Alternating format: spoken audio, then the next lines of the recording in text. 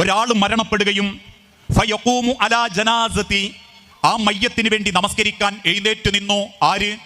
40 റജുലൻ, 40 ആണുങ്ങൾ ആ മയ്യത്തിന് വേണ്ടി നമസ്കരിക്കാൻ എഴുന്നേറ്റ് നിന്നു. എന്നിട്ട് അള്ളാഹുവിന്റെ ഹബീബായ നബിത്തങ്ങൾ പറയുന്നു, ആ 40 പേരുടെയും പ്രാർത്ഥന, ശുപാർശ അള്ളാഹു സ്വീകരിക്കും. ഏതാണ് ആ ശുപാർശ? അല്ലാഹുമ്മ ഇഗ്ഫിർ ലഹു വർഹംഹു വഫീഹി വഅഫു അൻഹു വഅക്രിം നുസുലഹു വവസ്സി മദ്ഖലഹു എന്ന മയ്യത്ത് നിസ്കാരത്തിന്റെ 3ാമത്തെ തക്ബീറിന്റെ പ്രാർത്ഥന. ആ പ്രാർത്ഥന അവർക്ക് അല്ലാഹു സ്വീകരിക്കും. പക്ഷെ 40 പേരും ആരാവണം?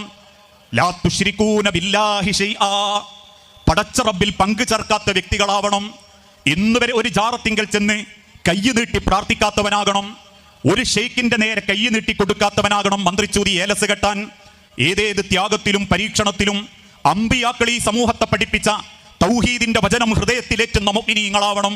ആളിക്കത്തുന്ന തീക്കുണ്ടാരത്തിന്റെ മുൻപിൽ ഇബ്രാഹിം നബി പ്രഖ്യാപിച്ച ഹസ്ബി അല്ലാ, എനിക്കെന്റെ റബ്ബ് മതി എന്ന തൗഹീദിന്റെ വചനം നെഞ്ചിന്റെ ഉള്ളിൽ കൊണ്ടു നടക്കുന്നവരാകണം.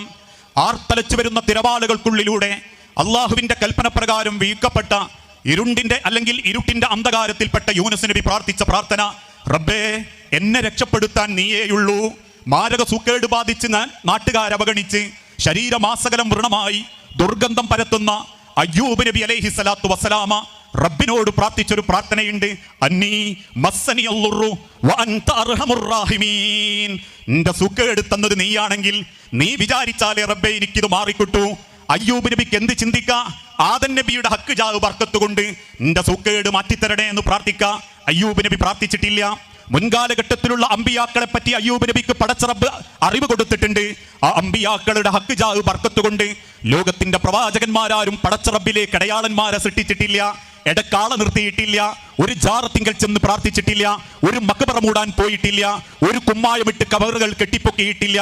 പിന്നീട് ഇടക്കാലത്ത് ജൂതന്മാരും അതോടൊപ്പം ഇസ്ലാമിനെ നശിപ്പിക്കാൻ വന്നവരും പല പ്രവാചകന്മാരുടെയും കബറുകൾ കെട്ടിപ്പൊക്കിയപ്പോ ആ കെട്ടിപ്പൊക്കപ്പെട്ട കബറുകളിൽ പലതും മക്കയിലും ഉണ്ടായിരുന്നു എന്നുള്ളത് യാഥാർത്ഥ്യമാ.